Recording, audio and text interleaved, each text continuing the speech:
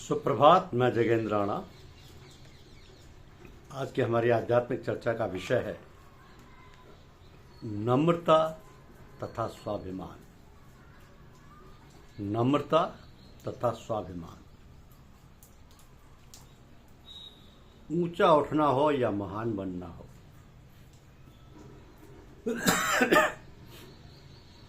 तो पहले नीचा और नम्र बनना चाहिए। चातक पक्षी का घोंसला नीचे होता है और वह आसमान में बहुत ऊंचा होता है।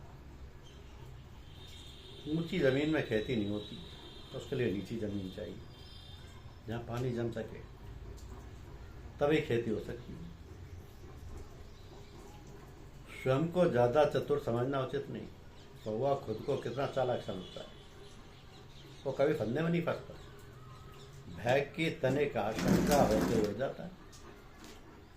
कितनी चतुराई के साथ वह खाने की चीजें उड़ा ले जाता है, पर इतना होते हुए भी वह विष्ठा खाकर मरता है। ज्यादा चालाकी करने का यही परिणाम होता है। फलवान वृक्ष की डालियां सदा नीचे की झुकी हुई थी। अगर तुम बड़े बनना चाहते हो तो छोटे बनो। जहां और लोग सर झुकाते हैं, वहां पर तुम्हें दंडवत करना चाहिए।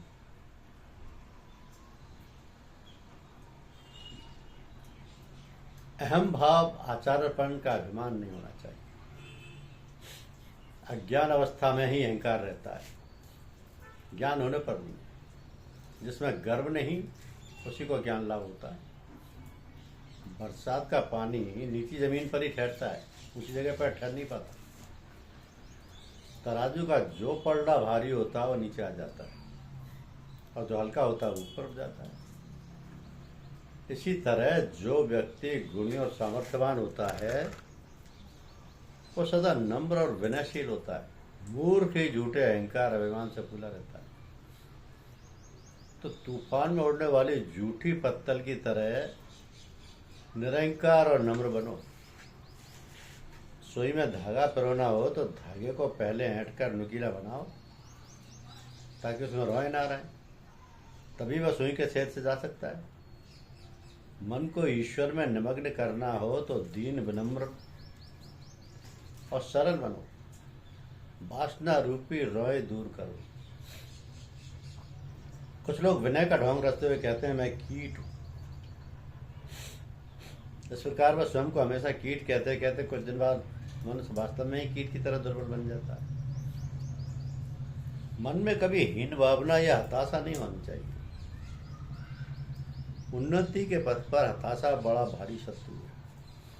हताश हो जाने से धर्म पथ पर अग्रसर नहीं हुआ जा सकता। जिसका जैसा भाव होता है उसे वैसा ही फल लाभ होता है। यथार्थ मनुष्य तो वही है जो मान होश हो, अर्थात जिसमें स्वाभिमान का होश हो। दूसरे लोग तो निरे मानुष हैं। जो अहंकार आत्मा की महिमा को प्रकट करता है, वो अहंकार नहीं। जो विनय आत्मा के गौरव को नीचे लाती है, वो विनय नहीं। तो जब तक मनुष्य बच्चों जैसा सरल नहीं हो जाता, तब तक उसे ज्ञान लाभ नहीं होता। सब दुनियादारी, विषय बुद्धि को भूलकर बालक जैसे नादान बन जाओ, तभी तुम ज्ञान प्राप्त कर सकोगे। सरल होने पर सहज ही ईश्वर की प्राप्ति हो सकती है। मनुष्य अगर सरल हो तो उसे दिए गए उपदेश शीघ्र सफल होते हैं। जोती हुई जमीन में जिसमें कंकड़ पत्थर ना हो, बीज पड़ते ही पेड़ उगाता है, और वो शीघ्रता से बढ़कर फल भी देने लगता है। अनेक तपस्या, अनेक साधना करने के बाद ही मनुष्य सरल और उदार होता है। सरल हुए बिना ईश्वर की प्राप्ति नहीं होती। सरल हृदय मनुष्य के सम्मुख ही ईश्वर अपना स्वरूप प्रकट करते हैं। परंतु सरल और सत्यवादी बनने के नाम पर कोई मूर्ख ना बन बैठे। इसलिए सबको सावधान करते हुए कहो कि तुम भक्त बनो, और इसका मतलब ये नहीं है कि तुम बुद्धू बनो। मन में सदा विवेक विचार करना चाहिए। सत्य क्या है, असत्य क्या है, नित्य क्या और अनित्य क्या। पर जो अनित्य है उसे छोड़कर नित्य वस्तु ईश्वर में मन लगाना चाहिए। वास्तव में सच्चा मनुष्य वो है जो जीवित होकर भी मृत है, अर्थात मृत व्यक्ति की तरह जिसकी कामना, वासना आदि प्रवृत्तियां सब मूर्तियां नष्ट हो गई। जब तक चित्त रूपी आकाश वासना रूपी पवन के झोंकों से चंचल और क्षुब्ध रहता है, तब तक उसमें ईश्वरीय ज्योति के प्रकट होने की संभावना नहीं। शांत एकाग्र तल्लीन चित्त में ही भगवान के दर्शन प्राप्त होते हैं। तो जब तक वासना का लेस मात्र भी रहे तब तक ईश्वर दर्शन नहीं होते। इसलिए सामान्य वासनाओं को तृप्त कर लो और बड़ी बड़ी वासनाओं को विवेक विचार पूर्वक त्याग दो। गहरे कुएं के किनारे खड़ा हुआ आदमी हर समय सावधान रहता है ताकि वो कुएं में ना गिर पड़े। तो इसी प्रकार संसार में रहते हुए मनुष्य को सदा वासनाओं से सावधानी बरतनी चाहिए। अगर कोई एक बार इस वासनापूर्ण संसार कूप में गिर पड़े तो उसमें से शायद ही सही सलामत बाहर निकल पाता है। ये पूछने पर कि काम क्रोध आदि रिपुओं पर कैसे विजय प्राप्त की जाए, जब तक इन प्रवृत्तियों की गति सांसारिक विषयों के प्रति केंद्रित रहेगी तब तक ये शत्रु बने रहेंगे। परंतु यदि इनकी गति ईश्वराभिमुख कर दी जाए, ईश्वर की तरफ कर दी जाए, तो यही रिपु तुम्हारे मित्र बन जाएंगे, तुम्हें भगवत प्राप्ति करा देंगे। तो सांसारिक विषयों के प्रति जो कामना है उसे ईश्वर की कामना में परिणित करो। क्रोध ही करना है तो ईश्वर पर क्रोध करो। कहो, क्या तुम मुझे दर्शन नहीं देते? क्यों तुम मुझे दर्शन नहीं देते? इसी प्रकार सब रूपों को ईश्वर की ओर मोड़ दो। इन रूपों को नष्ट नहीं किया जा सकता, इन्हें ईश्वराभिमुख किया जा सकता है। मंदोदरी ने अपने पति रावण से कहा था कि यदि तुम्हें सीता को रानी बनाने की चाह है तो तुम एक बार अपनी माया से राम का रूप धारण कर उसके सामने क्यों नहीं आती? तो रावण ने कहा, अच्छी। राम रूप का चिंतन करते ही हृदय में ऐसे अपूर्व आनंद का अनुभव होने लगता है कि उसके आगे ब्रह्मपद भी तुच्छ जान पड़ता है। फिर पराई स्त्री की तो बात ही क्या। हाथी को मुक्त छोड़ दिया जाए तो चारों ओर पेड़ पौधों को तोड़ते मरोड़ते हुए चलने लगता है, पर जब महावत उसके सिर पर अंकुश का वार करता है तब वो शांत हो जाता है। तो इसी प्रकार मन को बेलगाम छोड़ देने पर वह तरह तरह की फालतू चीजों का विचार करने लगता है, पर विवेक रूपी अंकुश का वार करते ही वो शांत और स्थिर हो जाता है। तो संसार के प्रति जितनी अधिक आसक्ति होगी, ज्ञान प्राप्ति की संभावना उतनी ही कम होगी।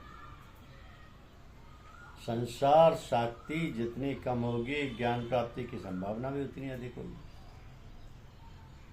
दही को मथकर मक्खन निकाल लेने के बाद उस मक्खन को फिर उस हंडी में छाछ के साथ एकत्र रखने से मक्खन के खराब हो जाने का डर रहता है। उसे तो अलग बर्तन में स्वच्छ जल में रखना चाहिए। इसी प्रकार कुछ आध्यात्मिक उन्नति कर लेने के बाद भी मनुष्य यदि संसार में विषयों से घिरा रहते हुए विषयासक्त संसारियों की संगति करता रहे तो उस पर उसका परिणाम बुरा हो सकता है, परंतु कुसंग को त्याग देने पर वह शुद्ध रह सकता है। तो मनुष्य सुलभ कामादि दुर्लभता को दूर किया जा सकता है। पेड़ में जब फल आ जाता है तो फूल अपने आप झड़ जाता है। इसी तरह मनुष्य में दैवी भाव का विकास होने पर दोष, दुर्बलता आदि मानवीय भाव अपने आप दूर हो जाते हैं। एक बार अगर तीव्र वैराग्य के द्वारा भगवान की प्राप्ति कर ली जाए तो फिर कामनी के प्रति आसक्ति या लालसा नहीं रह जाती। स्वयं की स्त्री से भी कोई भय नहीं रह जाता। यदि लोहे के एक ओर बड़ा चुंबक हो और दूसरी ओर छोटा, तो लोहे को कौन खींचेगा? बड़ा चुंबक ही। तो ईश्वर बड़ा चुंबक और कामिनी छोटा। ईश्वर के सामने भला कामनी क्या कर सकती है? तो अगर एक बार तीव्र वैराग्य के द्वारा भगवान की प्राप्ति कर ली जाए तो फिर कामनी के प्रति आसक्ति या लालसा नहीं रह जाती। स्वयं की स्थिति से भी कोई भय नहीं रहता। धन्यवाद।